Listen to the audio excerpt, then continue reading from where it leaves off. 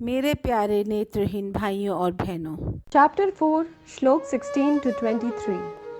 श्री कृष्ण अर्जुन से कहते हैं कि कर्म क्या है और अकर्म क्या है। इस प्रकार इसका निर्णय करने में बुद्धिमान पुरुष भी मोहित हो जाते हैं। आखिर कर्म होता क्या है? क्या कुछ भी करने को कर्म कहते हैं?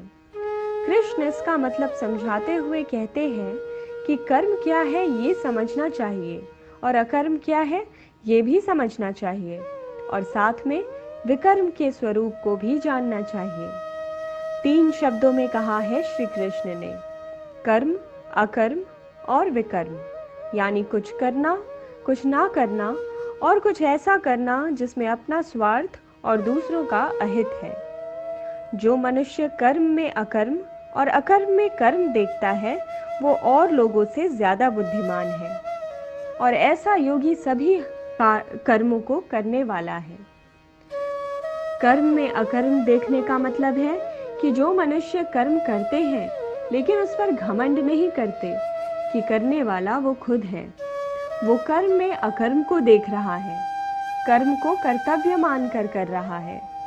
यही है कर्म में अकर्म को देखना। सीधे शब्दों में कर्म करना है और उसे भूल जाना है। लेकिन कौन सा कर्म करना है? ऐसा कर्म जो शास्त्र सम्मत है, अर्थात जो शास्त्रों के अनुसार सही है, जिसमें धर्म का पालन होता है, जिसमें आपकी रिस्पॉन्सिबिलिटीज पूरी होती है। श्री कृष्ण अर्जुन से कहते हैं कि जिसने अपने मन और इंद्रियों को काबू में कर लिया है, ऐसे पुरुष को आशा रहित कहा जाता है। ऐसा पुरुष कर्म करता है पर वास्तव में वो कुछ भी नहीं करता। कृष्ण कहते हैं कि योगी को जो भी बिना इच्छा के मिल जाता है वो उसी में संतुष्ट रहता है, जो किसी से जलन नहीं रखता कि उसके पास मुझसे ज्यादा पैसा, नाम या शोहरत है, जो हार या जीत, सुख या दुख इन सब में एक जैसा महसूस करता है, वही असली कर्मयोगी है।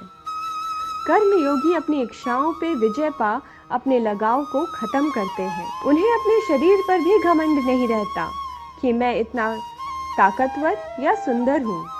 वो अपने मन में ममता या मोह को आने नहीं देते। ऐसे योगियों के मन में सिर्फ परमात्मा का ज्ञान ही होता है।